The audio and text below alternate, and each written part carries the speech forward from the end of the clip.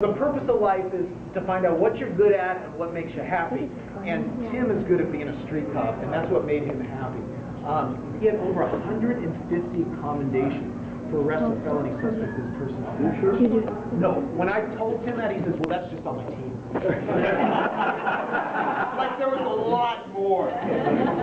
So I looked at when you came on the job. You came on the job on February 25th, I think 1980.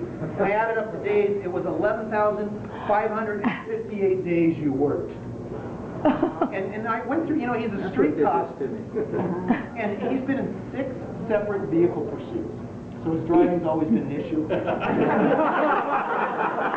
He's a 10851 pen, so he was a real street cop. And he worked the 1984 Olympics, the 92 riots, the Northridge earthquake, the Pope Paul visit, the National Democratic Convention.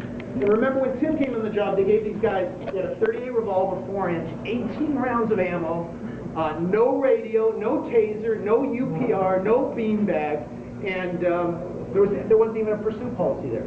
I mean, it was not unusual to see a dozen cars in pursuit. At one time I saw about 50 one time. And so Tim came on a time that's been long, long past.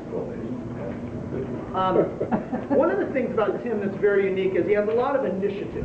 When he sees something broken or wrong, he's the first one to come and tell you. And I looked at his package, and Tim had written this 15-7. You know, letting the supervisors know there was a problem at the station and being proactive. And this was written in 2002. It says, on August 8th, Officer Sowerman, serial number 22507, was working Van Nuys Station front desk duties.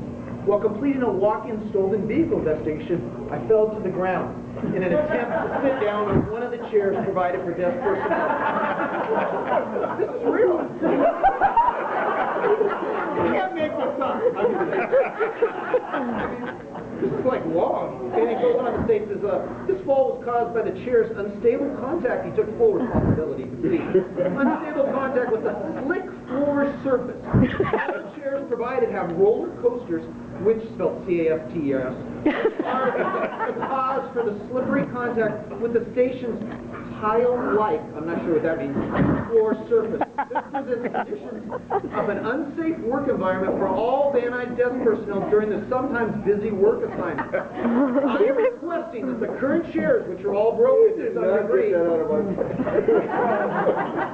I swear I did. I don't lie. I was not on Van Owen and I did not write that. He says, the new chairs should have non-roller coasters which would be more stable against the floor surface. And then he covers his back now. He gets the sergeants involved. He goes, on the same day of the incident, I contacted Sergeant Hammonds at Van Nuys Division and Sergeant Anderson, advising them both of the problems. Sergeant Hammonds agreed that the current chairs presented an unsafe work condition and should seek replacement of the chairs as soon as possible. There's a copy. And then, you know, Tim is funny. He can't lie. Tim does not lie. He'll look you right in the eye and tell you, this is from an actual rating report. This is the way they used to write ratings. This is from 1992. Sowerman has the ability to be an outstanding officer, and the commendations he has received attest to that fact. However, he needs to raise the level of his duty performance several notches to reach his full potential. On several occasions when he did not respond to calls from communications, they had to code 1 him. On at least one occasion when he was code 6, he did not respond to the come-in request. This is in his rating. The supervisor was forced to look for him. When found, he was on code 7. Without advising anyone at the restaurant. Here's the best part. When counseled about the proper use of the code 6 designation, his response was, he always put himself on code 6 to have lunch.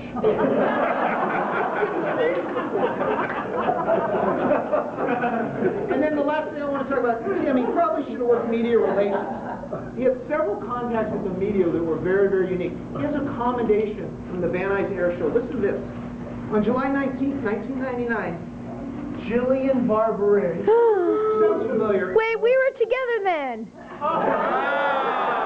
Okay, congratulations. Over day. Have a little confusion. Yeah. Have the whole bottle.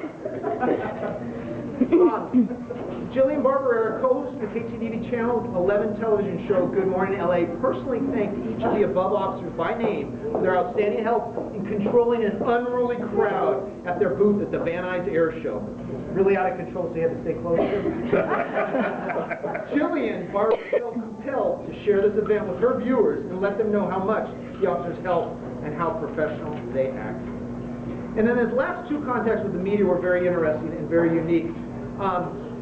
Tim was involved in an incident at Foothill when he was on probation, which resulted in an officer-involved shooting, and Tim was the second unit there. When Tim got there, the police car was stopped, and the suspect was dead in front of the police car. And this suspect had dragged an 80-year-old woman about 400 feet in Beverly Hills. He was wanted for robbery. He was a real bad man pajama. But the problem was the officer got out of the car, and he had the spotlight in one hand and the gun in the other hand, and the guy was unarmed, and he squeezed both of them in front of him. Tim came up on the scene as a probationer at Foothill, and he sees the guy, and he didn't hear the shots fired, but he comes to the help call, and he gets there, he sees the guy at the front of the police car down there, and he sees this blood down here because it's trickled down, and he sees the police car, and he's putting it together and stuff, and of course he's brand new, so he's, Sourman, get to the corner, stop traffic! So he runs down to the corner, and he's stopping traffic, and he's doing everything he's supposed to do, and then some reporter comes up and sticks a mic in his face, and Tim's there, and he goes, well, probably Melinda should say anything. She's saying, well, officer, do you know what happened out here? So Tim says, well, I believe there was traffic collision. And I believe he was hit by the police car. I don't have all the facts right now. And so they packed up their stuff and they went away. So the next day in roll call, they're debriefing the incident. They're going through it and they're going, you know, where was the media? The media never showed up. So Tim Martin, Sourman, you want to tell them what happened? Well, there was a reporter, and I told him it was a traffic accident. So that was his experience with the media. And his final experience with the media, many of you remember Richard Ramirez, the Night Stalker. Oh, yeah. He was involved in the task force. They were from 7 at night till 7 in the morning. And they were out looking for him. He was terrorizing Los Angeles. He killed about 17 people. And he was specifically looking for the Night Stalker. Now, they had some fun before they actually found him. Their partner had been in court all day, and so they decided while he was sleeping in the back seat to break suddenly and then run out of the car and scream, there he is, there he is. His gun's falling out, and he's running, and he doesn't know. And he said he was laughing so hard he was almost dying. But they actually found Richard Ramirez's car at one point, and Richard Ramirez got on a bus, and they had a composite of him on the front page of the LA Times. So people on the bus, he gets on the bus, and they see Richard Ramirez, and all these people, they didn't have the day of cell phones, but they're getting off the bus, and they're calling, hey, the Night Stalker's on this bus right now, it's traveling this direction. So they're following the bus, and you know, there's a couple stops ahead, and eventually, an off-duty sheriff is doing something. He sees some citizens find Richard Ramirez, and they had what, a fence post?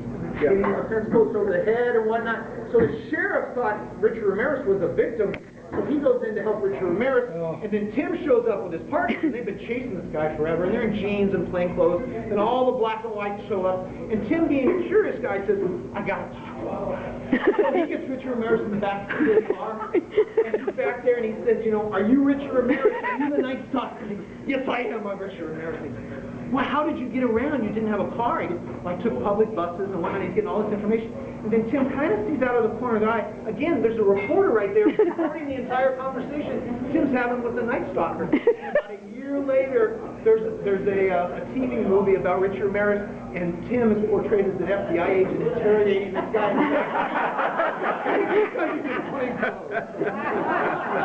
So it should have been in the media. When I talked to Tim about his career, the one thing he did tell me, really from the heart, he says, I always gave 110%. And it was really, it was touching. I know I'm doing Jim back door.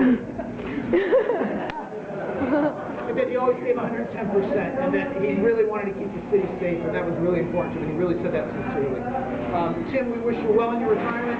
There's 3 things you need for a good retirement. You need to have someone to love, something to do, and something to look forward to, and I know you'll do well. Congratulations.